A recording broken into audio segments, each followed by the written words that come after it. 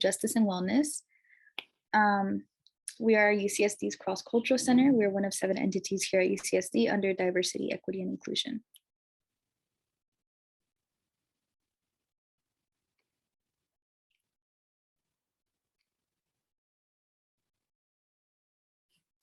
Before we begin, we want to give a land acknowledgement.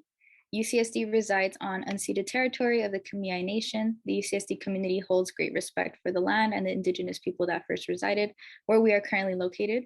Furthermore, we want to acknowledge that the Kumeyaay people continue to have political sovereignty and cultural traditions as vital members of the San Diego community.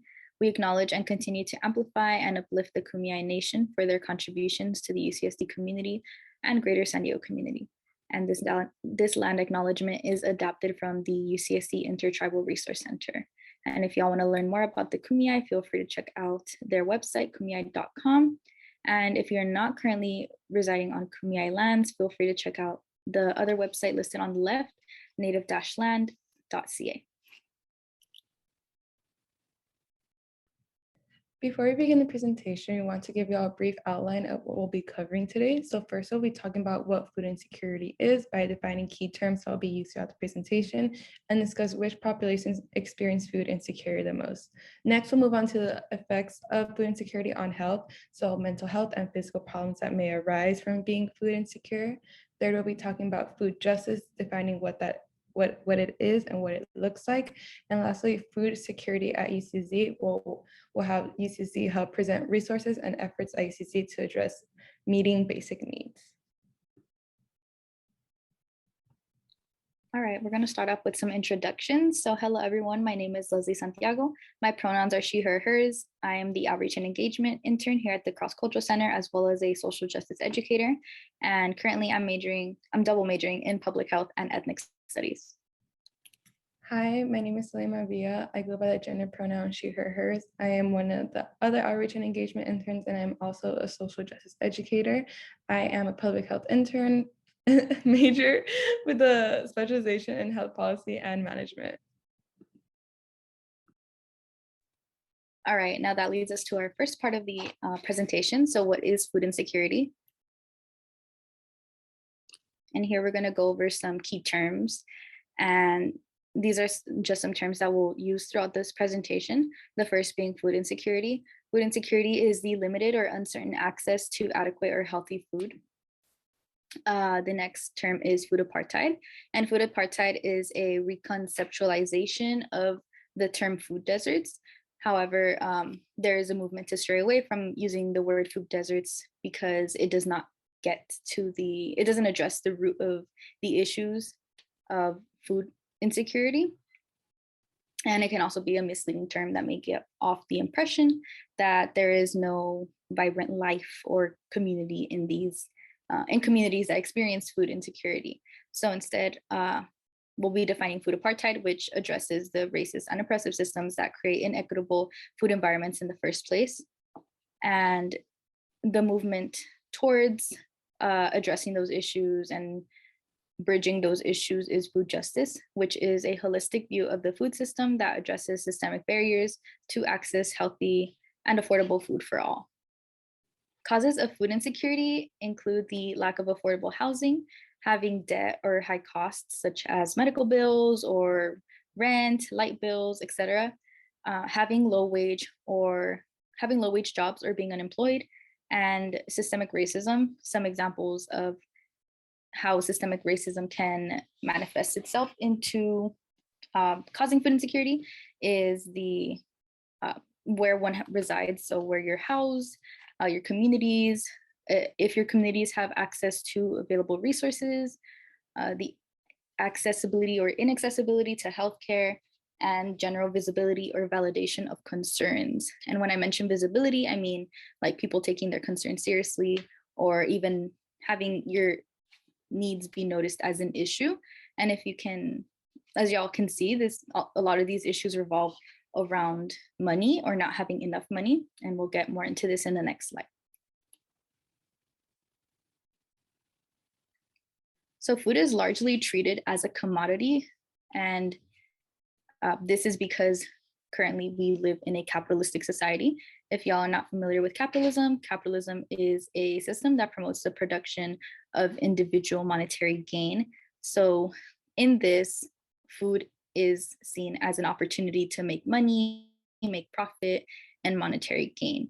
So food isn't really produced to feed people, but instead it is produced because people need to eat. And again, this goes back to the idea of making profit and seeing food as profitable. And this is very problematic because treating food as a commodity essentially negates food as a human right. And because of this, food waste is unfortunately something that is very prevalent in many communities, especially during the COVID-19 pandemic, when, especially like during the first and second wave, when everything was shut down and a lot of public venues that sold food, such as schools, stadiums, and just other public venues were shut down. So they weren't able to use the food that they had to make profit. And therefore, many of them found it more profitable for them to throw away the food rather than to redistribute it to communities who needed it. And if y'all can see on the right-hand side, here are pictures of just some piles of food that were thrown away as a result of not being able to sell or make profit out of this. And this is all to say that food insecurity is not a result of food scarcity. So it's not that we are limited on food because there is an abundance of food. It's just that if it's not profitable or if you can't make money off of it, it's seen as useless. So a lot of the issues revolving around food insecurity and not having access to food doesn't have to do with the fact that there isn't any. It's more so that it's very inaccessible to many if you're tight on money. Some other causes of food insecurity include poverty, as I mentioned earlier, COVID-19, which caused a loss of jobs, a loss of hours. It caused many people to fear infection, so many people stayed inside, and it also disrupted supply. If y'all can draw your attention to the graph on the right, we see that there is trends of financial hardships that people experienced during COVID-19. So many people had difficulties covering usual expenses. They were not caught up on rent. They often did not have enough to eat. And we can see that during the first wave of the pandemic. So from early 2020 to late 2020, there was a large spike in these financial hardships. So what a lot of people found themselves doing is choosing between whether they wanted to eat or buy food that day or cover the bills. Another cause of food insecurity is the location of housing, as this heavily impacts the accessibility to resources.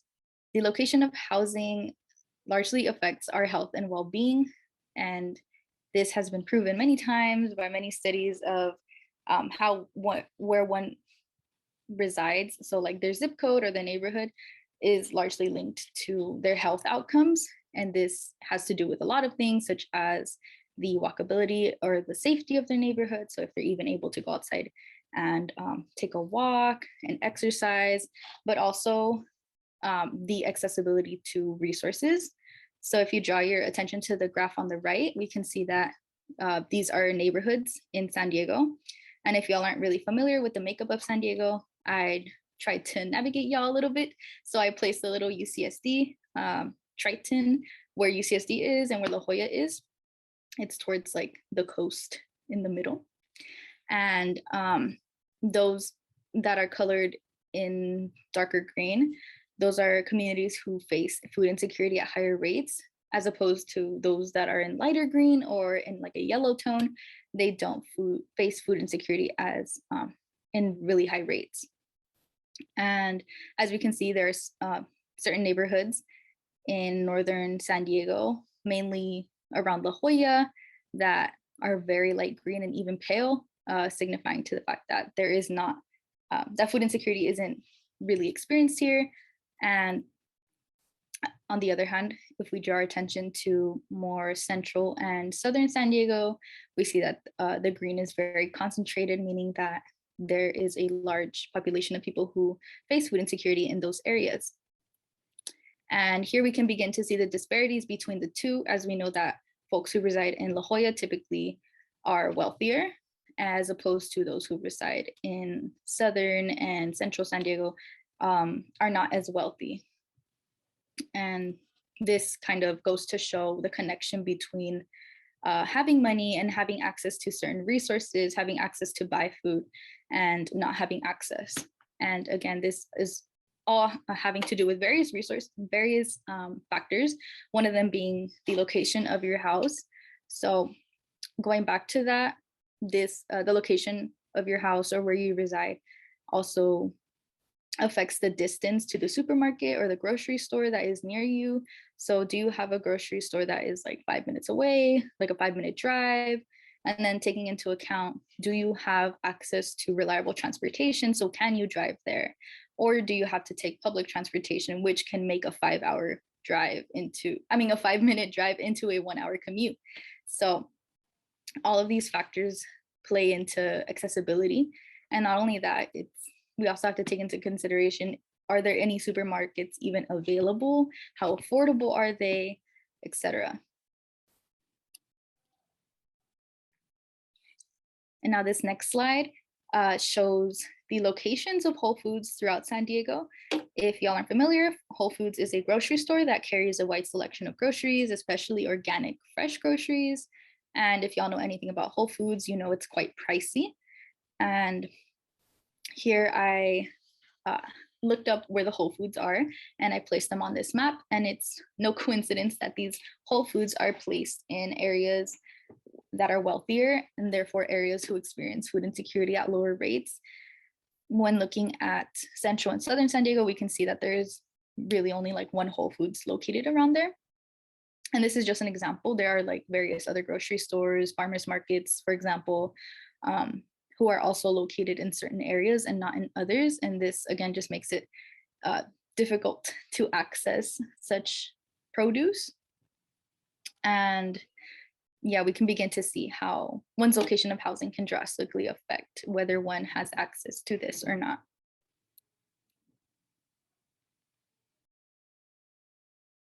And now I want to open up a question to y'all. So is there anything surprising to you about how prevalent food insecurity is in certain communities in San Diego? And feel free to type it in the chat, but make sure to set your chat to everyone so that everyone can see your responses. I know for me, when I was doing this research, it was surprising to me that that food insecurity in certain areas aligned pretty well with the availability and access to certain resources. As I mentioned earlier, that's like a lot other resources that that play into this, but grocery stores are just one of them. And I was genuinely surprised at first. And honestly, like I started looking it up in my own hometown and where my parents live now, and it's pretty much the same patterns throughout. Now someone says, I agree with what you said, and that makes total sense, for sure. Yeah, someone else says, it's not that surprising, to be honest. Going to school in La Jolla, I become very aware of the kinds of foods that are available. Exactly, same here. I honestly, like in my hometown, going to like a Trader Joe's, for example, was not very accessible. I had to drive there, and it was not like a 5-minute drive either. It was like a 15, 20. And then considering like how much time that would take on public transportation is even longer. So yeah, being in La Jolla definitely gave me more access to these resources that weren't available to me before. All right, if y'all have any other responses, feel free to drop them in the chat. If not, I can move on as well. All right, now we're going to talk a little bit about the stigma of food assistance. So while many people do experience food insecurity, there is a large gap in people who seek out resources and get help receiving food or receiving aid. And this comes as a result of having a fear of being perceived as poor, which this creates the stigma against seeking out government assistance or going to food pantries. And this stigma prevents many eligible people from accessing government assistance, such as SNAP, which is Supplemental Nutrition Assistance Program benefits. And I can give a quick example of my own experience. Growing up in my family, I struggled a lot financially, and we always a lot of the time we did have trouble getting groceries, and it took a while before my parents or my mom signed up to get SNAP benefits. And even when we did have that, and when we did have means of help, it was very hard for them to admit that they needed that help. And it was hard for them to admit that they were living in conditions of poverty. And this is largely because of the stigma that was internalized into them. And internalized stigma can cause individuals who are experiencing poverty or hunger to blame themselves for the situation that they're in, instead of blaming the fact that they were put in these conditions in the first place.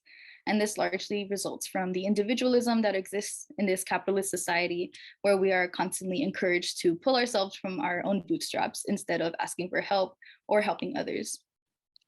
Food insecurity. I want to expand on Leslie's previous slides on how location housing affects food accessibility. So on the map, we saw that mainly low income and people of color do not have access to food outlets and accessible healthy food. And other groups that usually do not have access include historically disadvantaged groups such as women, mothers, children, and single women. And usually they have no laws and policies in place to protect them. So to expand a bit further on that, 1 in 12 Latinx individuals lived in a food insecure household.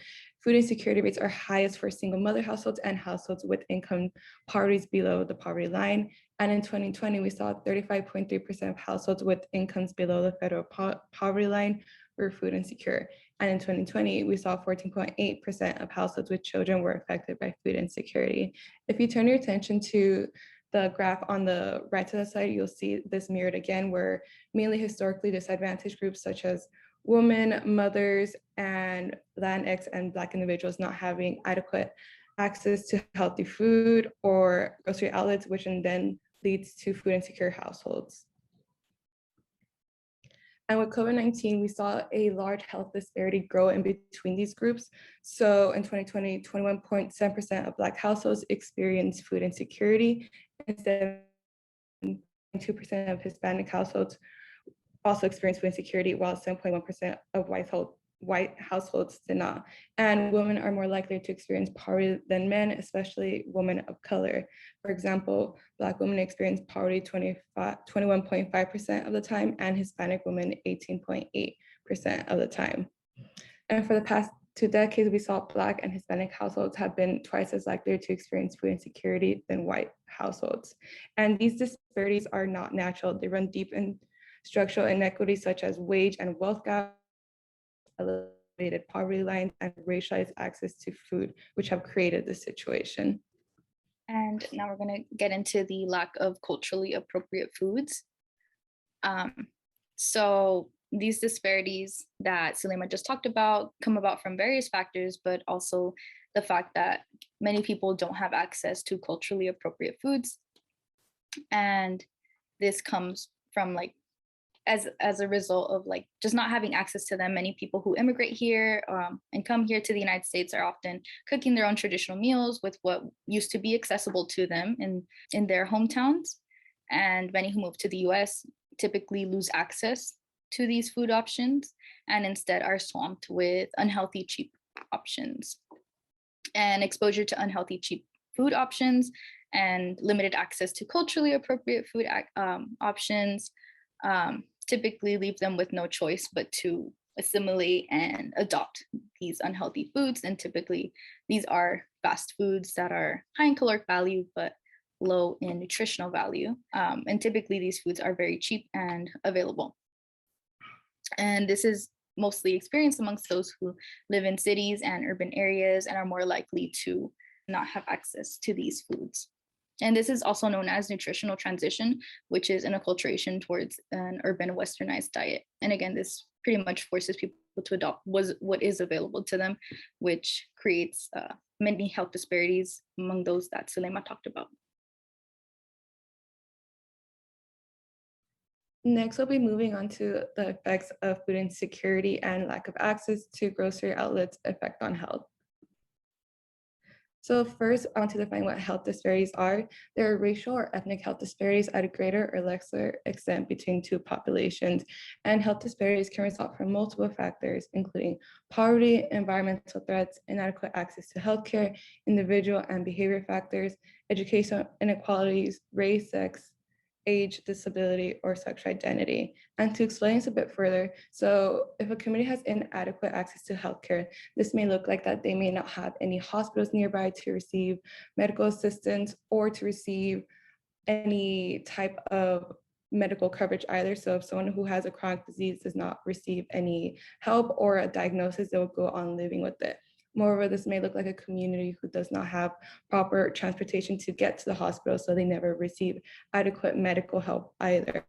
And if they have inadequate educational opportunities, so they may never learn about healthy diets, healthy behavior, exercise, and continue to have unhealthy eating habits. So just as I talked about earlier, so eating fast food or unhealthy food, which will then go on to create chronic diseases or unhealthy habits.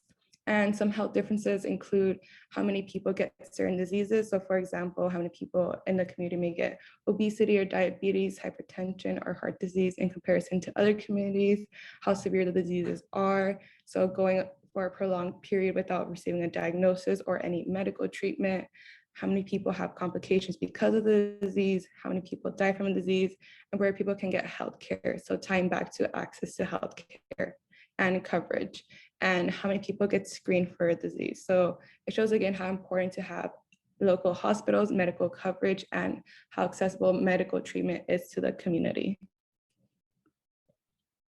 And next, I want to talk about how this affects health outcomes. So right now, what we see that low-income areas with poor access to healthy and affordable food may exacerbate the pathways by which food insecurity influences mental health. So what this translates to that low-income areas who do not have proper access to healthy, affordable, or grocery outlets, they may begin to eat unhealthy foods such as fast foods, which in turn will negatively impact their metabolic pathways and body. And by eating unhealthy food, this influences your mental health and also mood disorders. So for example, communities who are food insecure will have unhealthier diets, so they may not eat as much fruits and vegetables, vitamins and minerals and dairy products, which in turn influences their immune and inflammatory pathways, which are believed to play a huge role in mood disorders such as depression or anxiety. Moreover, lack of food access leads to nutritional deficiencies, which is associated with worse mental health. So the outcomes of having lower access to affordable foods or to grocery outlets leads to a 257% higher risk of anxiety and 253% higher risk of depression. Food insecure individuals are likelier to develop chronic diseases such as diabetes, hypertension, heart disease, and obesity. So we can see here that there's a stark contrast in between communities who do have access to healthy food and those who do not. And there are large negative health outcomes and health disparities. So to expand a bit more on that, food insecurity is associated with iron deficiency, anemia in US adolescents. Food insecure mothers had 2.2 higher rates of mental health issues. The odds of behavior problems among children with food insecurity were 2.1 times higher, and odds of having high depression or anxiety among children from the ages 4 to 8 in food insecure households were 1.79 times higher, and the odds of depression or suicide ideation among youth ages from ages 14 to 25 in households experiencing food hunger were 2.3 times higher. So then again, we see a large contrast in low income and historically disadvantaged groups in comparison to affluent and white counterparts who have access to healthy and affordable and nutritious food.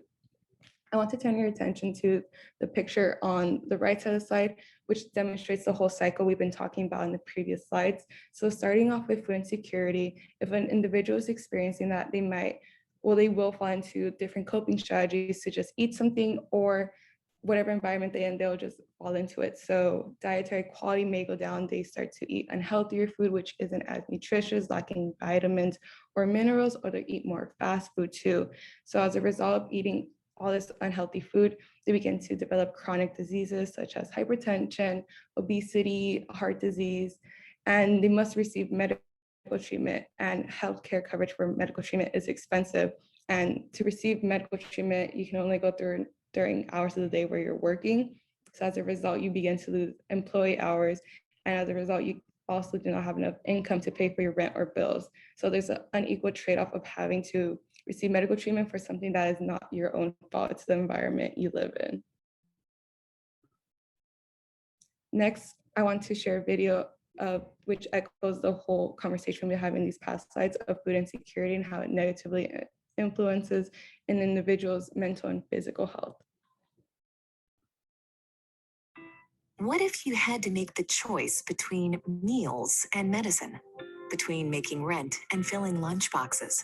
What if you didn't have enough money to keep the power on at home and nourish a healthy body? 37 million Americans, that's 1 in 9, are food insecure. This means they lack consistent access to enough nutritious food for an active, healthy life. Our neighbors who are food insecure cannot always stretch their household budgets to meet their basic needs. Even with the support of federal nutrition programs or help from family, friends, and community organizations, food insecurity can have serious long-term effects on a person's health. Healthy bodies and minds at every age require nutritious meals. When people don't have enough food, when they consistently need to choose inexpensive, low-quality calories, or experience chronic stress about where they will get their next meal, their health can suffer. People who experience food insecurity are at higher risk for diet-related diseases, such as type 2 diabetes, high blood pressure, heart disease, and obesity. More than half of households served by the Feeding America nationwide network of food banks have at least one member with high blood pressure. 1/3 have at least one member with diabetes. When an individual or family cannot afford enough nutritious food, they sometimes adopt coping strategies and trade-offs that work in the short term to avoid hunger. However, over time, these can increase the risk for diet-related disease and make it more challenging to manage. This reality can lead to a cycle of poor health. The cycle begins when an individual or family cannot afford enough nutritious food. The combination of financial stress and inadequate nutrition can result in poor disease management. The time and money needed to respond to these worsening health crises further drains the household budget, leaving little money for essential nutrition and medical care. This causes the cycle to continue. Food insecurity also negatively impacts the lives of future generations. In the United States today, more than 11 million children lack regular access to nutritious food. Children at risk of hunger are more likely to be in poor health and struggle in school. For some, it may have negative lifelong implications that could prevent a developing child from reaching their full potential. Together, we can make real change. We can break the cycle and build healthy, strong communities. So next, I want to pose the question to all of you of what well-being is to you, and you can drop your responses in the chat. And I can share mine first. So actually, in tying with this whole presentation, this past school year, I've been trying to focus more on eating healthier. It's a big contrast to how I've been at home in LA. I didn't have access to all the outlets here, so Whole Foods and Trader Joe's. So I've been trying to focus more on eating more vegetables and fruits and protein because I was anemic and I still am. So I'm trying to focus more on that. Yeah, I can add on. To me, well-being is essentially just taking care of myself too, like being able to take time for myself, take breaks, and really nurture my body in more ways than just like nutrition, but also, like I said, like mentally, taking mental breaks, taking breaks from school, because that can all be draining. So all that plays into my well-being. Someone in the chat said, well-being means a holistic approach to all of my needs. So making sure I get enough sleep, get time to relax, and eat 3 times a day. I completely agree.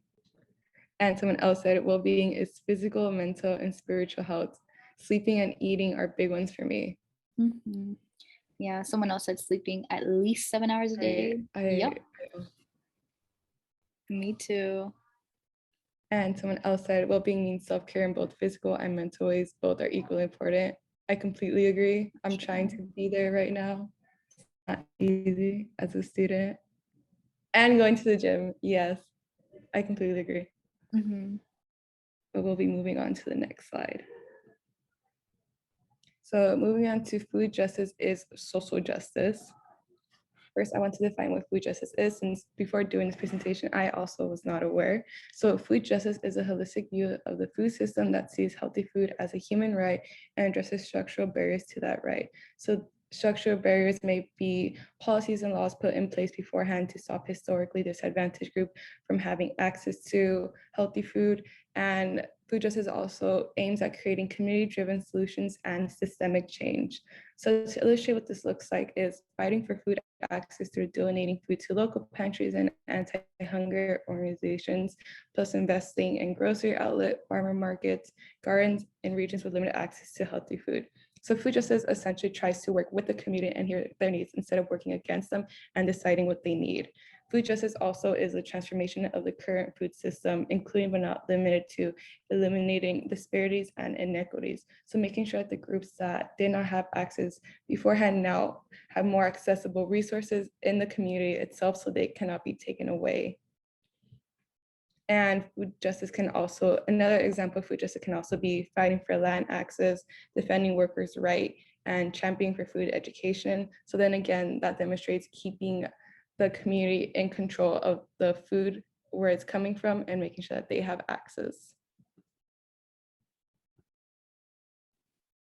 Yeah, and we also wanted to emphasize that food justice is way more than just food security. So, for example, with the Whole Food stores, food justice won't be solved by simply adding more Whole Food stores into all the communities. We need to remember that these stores are oftentimes not accessible or not affordable to the communities that it serves. So instead, we want to start looking into solutions that can make this more accessible to the communities that they are serving. So this can look like moving towards food sovereignty. And food sovereignty means putting the power back into the hands of the people. So respecting the rights of food providers to have control over their land, as Sulema mentioned earlier, having control over the water, and rejecting the privatization of these natural resources, and mostly centering the fact that food is a human right instead of a commodity, because once we start seeing as a commodity and something that can be profitable, then that is when these disparities begin to rise. And we must address the power dynamics that are at play in the food system. So this means addressing the economic instability in certain neighborhoods, looking at the housing inequalities and other systemic inequalities that are affecting these neighborhoods, because these are the root of the issues that are causing people to experience food insecurity. So again, wanting to emphasize that experiencing food insecurity or living in conditions of poverty is not as a result of your own individual failure, but rather a result of these systems, these inequitable systems that put these people in these positions in the first place. So moving towards food sovereignty and fighting towards food security requires more than just providing food, but also addressing housing, housing segregation, low wage jobs, labor exploitation, and so many more things.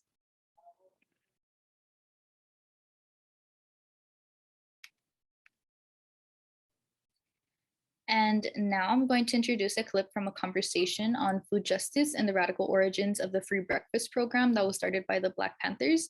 And in this conversation, Erica Huggins, a Black Panther Party member, discusses how the Black Panthers addressed food injustices in their own communities. And this clip is about 3 minutes long. I do want to go back to Erica to think a little bit more about the Black Panther Party's work with children and feeding kids. You told us about listening to the needs of the community and saying that families were saying our kids need breakfast, our kids need food. How did you get this going? What were the steps? What was a normal breakfast like for the kids in the community?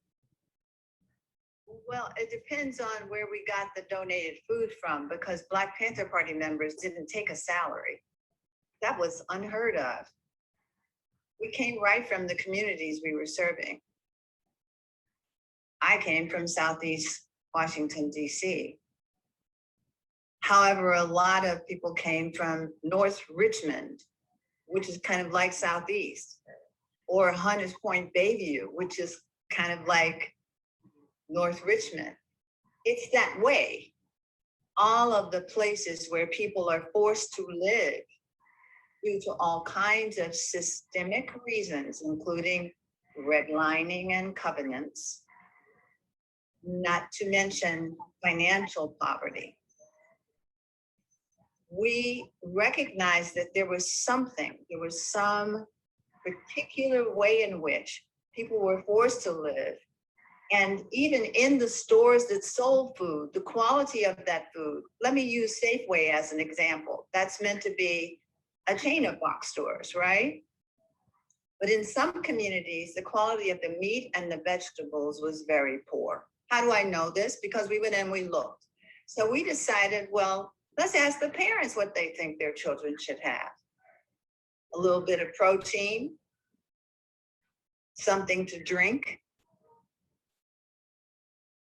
something warm, something that will carry them until lunchtime, because in some schools at that time there was lunch. But in many schools, still in the 60s, children walked home if they could for lunch. And if they couldn't, they were hungry for the rest of the day. So that isn't what we wanted.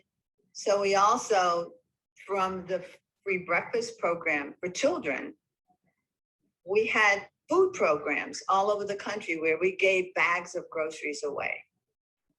And I want to let you know, because history informs us.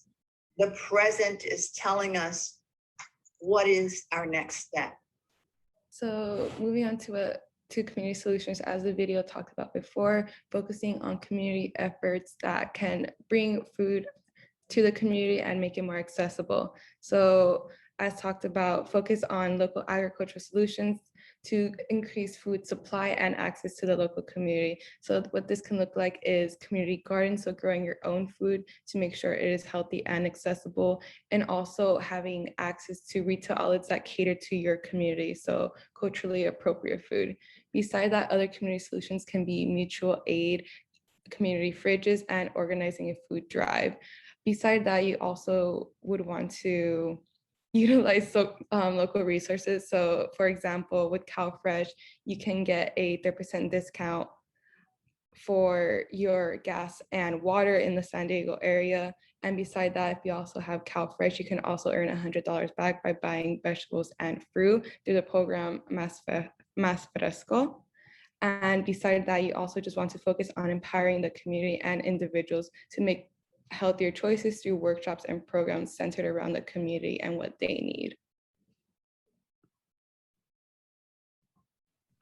Thank you. And now we're introducing the hub. So we're going to have Courtney Washington, who is a basic needs peer educator, talk a little bit more about food security at UCSD and the services that the hub provides. Thanks for introducing me. Hi, again, my name is Courtney Washington. My pronouns are she, her, hers, and I'm one of the basic needs peer educators at the Hub Basic Needs Resource Center. I hope everyone's having a lovely day so far. I'm really excited to share some of this information about the Hub. Next slide, please.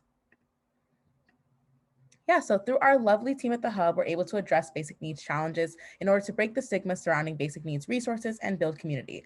On the top right, you see our professional staff. And so from moving from the right high corner to the left-hand corner, there's Alicia on the top left, who's the director of the Hub.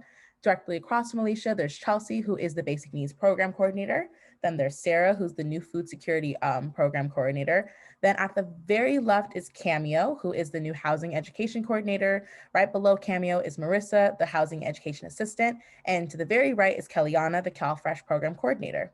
Lastly, the three other sections show the basic needs assistants, the CalFresh outreach assistants, and the basic needs peer educators. Yeah, so I'd like to switch gears a bit and talk about food security resources at the Hub. That being said, not only is raising awareness of the necessity of basic needs crucial, but so is actually providing a multitude of resources.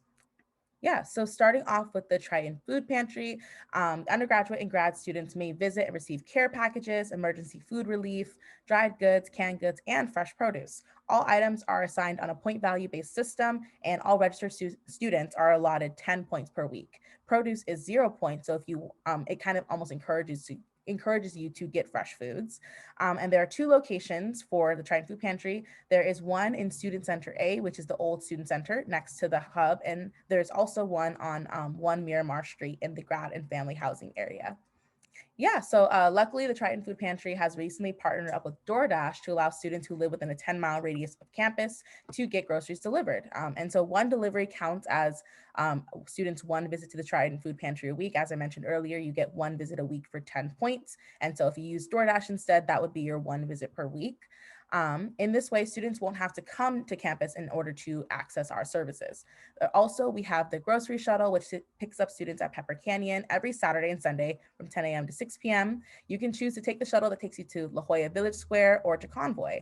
And the purpose of the grocery shuttle program is not just to provide transportation to grocery stores, but to also provide students with access to more ethnically reflective foods in grocery stores such as H Mart and 99 Ranch Market. So as mentioned in the presentation earlier, food security isn't just about having food, but having food that reflects the culture you come from. And I know living in La Jolla, it's very hard to actually find that.